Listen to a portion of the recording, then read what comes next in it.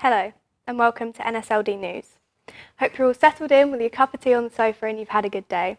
How are you today, Logan? I'm doing good. I feel like the story got lined up. Might be good for our viewers. Yes, we have an update on the tsunami in Alaska. On 9th of July 1958, a devastating tsunami occurred in the Tuya Bay, Alaska. Modern-day residents are in shock as scientists discover a mountain instability that is on a similar level that caused a landslide before, resulting in a tsunami. Some background, it was caused by magnitude 7.8 to 8.3 earthquake, which triggered a landslide. This led to 30 million cubic metres of rock being plummeted into the water body.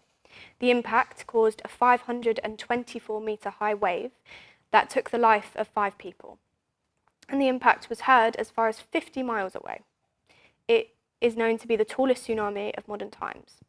This has the possibility to be even more catastrophic as the human race has caused sea levels to rise due to global warming, meaning that if the bay's mountains are unstable enough, its effect could be up to 20% more destructive. Scientists are currently developing a small research station on the top of a nearby mountain. The station will be at the peak of Mount Fairweather.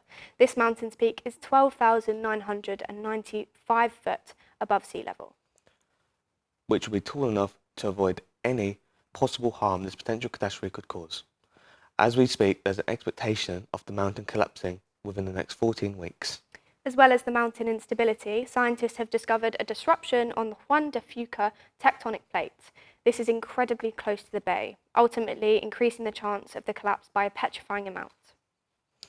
We advise anyone living in the isolated area to be prepared to evacuate in case of the event happening. Until the 14-week mark, scientists working on Mount Fairweather will be taking erosion and tectonic measurements for 6 hours to determine the change in behaviour the mountains surrounding the bay have. The readings and the behavioural patterns of the area will be updated every day until the area is safe or the inevitable happens. This has been Nancy and Logan with only the most needed news. Now for James for the weather. There.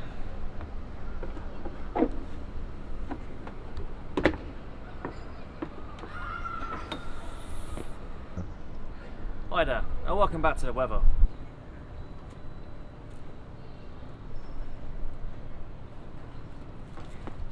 A solid 8 out of 10. A 2 out of 10.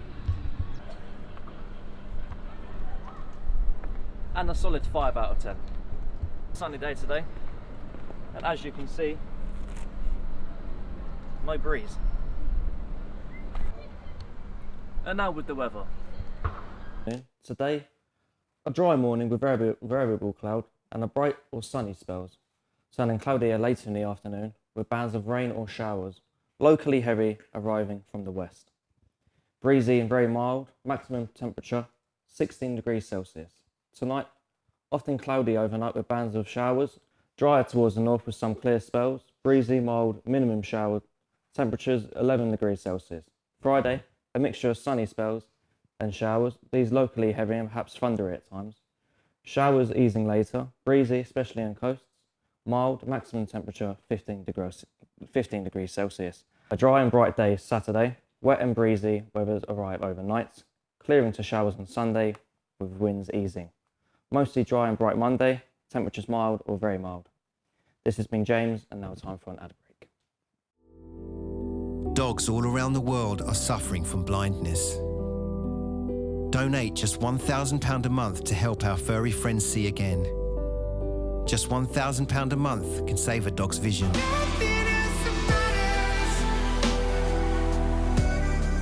So donate now.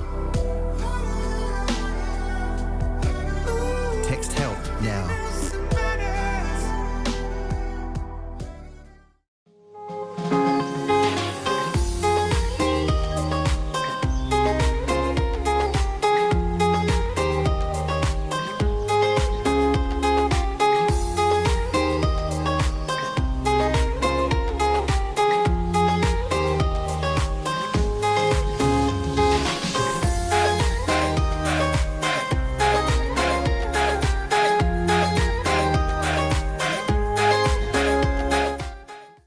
Hello, I'm Alfie, and today's top news is Crocs, good or bad.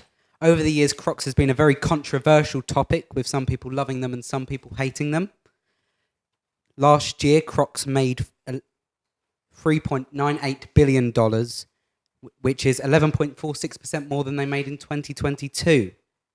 This leads to the question, is it purely down to TikTok trends? The most known style of Crocs is the classic ones, which we all know. These are supposed to be very comfortable, as said by Kylie Jenner and King Charles. The style of Crocs will be often worn at the beach, but now, due to its popularity, people are seeing them everywhere, with people wearing them on dates, with Crocs with heels, and some people even adding toes to them. Now, this dilemma has led many people to talk about quite aggressively about their opinions on Crocs. We actually have a guest here today who is going to share their opinion on the matter. Hello, Jake. Nice to see you. Hello, Alfie. Thank you for having me. Now, what is your opinion on the recent controversy surrounding Crocs? You know, Alfie, I am truly disgusted that these vile shoes have caught on as popular as they have. They are disgusting, they are horrid, and I hope that whatever madman created these suffers alone and miserable for the rest of their pitiful life. So I'm guessing you don't like Crocs. No, I can't stand them. They disgust me, and everyone who wears them disgusts me. Do you think it will be socially acceptable to wear Crocs in any setting? I think that anyone who wears Crocs, not just in public socially, but in the comfort and safety of their own home, they should be arrested and dragged through the streets and shamed for their heinous acts on humanity. So do you think that the rise in sales for Crocs is purely down to TikTok trends, or is there any other reason? Now, I do personally believe that it is down to TikTok and these incompetent, mouth-breathing influencers that herd their sheeple into taking part in such disgusting trends. And it upsets me deeply. So are you easily influenced by trends? I'm not. I personally try to take my life in my own way.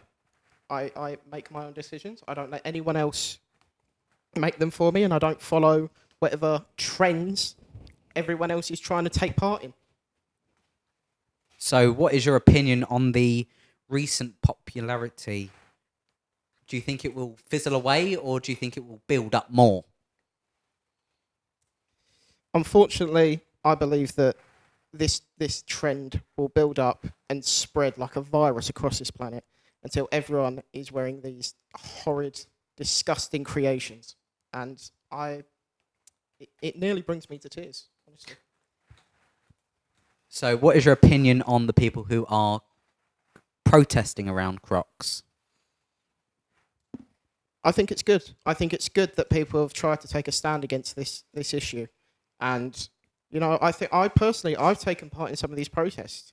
You know, I think the only logical next step to get the attention of these higher-ups and get these things banned is violence, and a lot of it. So why do you think it has become so popular at this point? Now, I do have to put it down to the internet and these influencers trying to brainwash the masses into believing that this is something that should be celebrated, and it's not. And I think that everyone who parades around in these shoes and everyone who convinces others to parade around in these shoes should be held responsible and feel guilty for the innocence that they have ruined. So do you think that Crocs have gone too far now? I do. I do think they've gone too far, as you said earlier. People adding heels and toes, and it's disgusting. It's businesses leeching onto this craze and this trend so that they can make easy money from the fools that decide to join in. And honestly, I don't know what this world has come to. So if you was in government, what rules would you bring in to stop the trend in Crocs? I would ban the sale of Crocs. I'd have every single Croc seized and destroyed. And I'd have anyone who says that wearing Crocs is a good thing be punished and arrested. So you don't think there's any necessary scenario for Crocs. No, I don't. I hate them, and I hate everyone who wears them. Thank you. We'll now cut to a short advert break.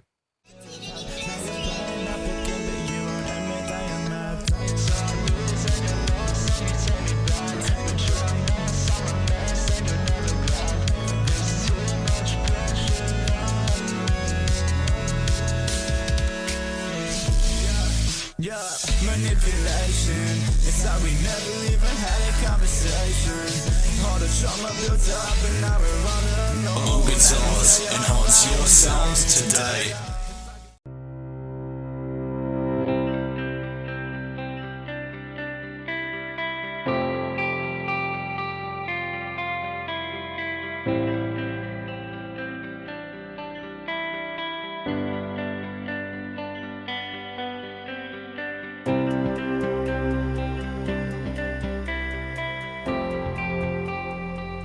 Our story tonight is from Iceland. Iceland is home to some of the most dangerous volcanoes in the world. So dangerous they're known as supervolcanoes. The term supervolcano suggests that, or if it erupts, that the eruption would be a magnitude of 8, spreading up to 240 cubic miles. However, the likelihood of one exploding, such as Katla, is 1 in 7,030, or 0.0014%. Due to Iceland being between the Eurasian and North American plates, it causes a lot of volcanic activity as two plates are separating. Our correspondent, Carolyn Hawkins. Hello. On the 18th of December, a huge volcano erupted on the Reykjanes Peninsula in southwest Iceland. It stretched 3.5 kilometres and was flowing at a rate of 100 to 200 cubic metres per second. This is a much bigger eruption than anything previously on record in the Reykjanes Peninsula. Thousands of people were evacuated to the eruption, and due to the eruption, I was lucky enough to be flown out to the report. As you can see, I didn't see the eruption at all, and on the day I flew out, the eruption had stopped. However, there were many earthquakes under the peninsula, approximately 60 plus a day. Many of the locals suspected another eruption that would be 10 times the explosion on the 18th. So I was very unlucky not to see it. And just as I flew home a couple of days later, it had erupted again. So I really missed out. Well, that was very unfortunate. It was lovely hearing from you, Carolyn. Anyway, that's all from the studio for now. Bye-bye.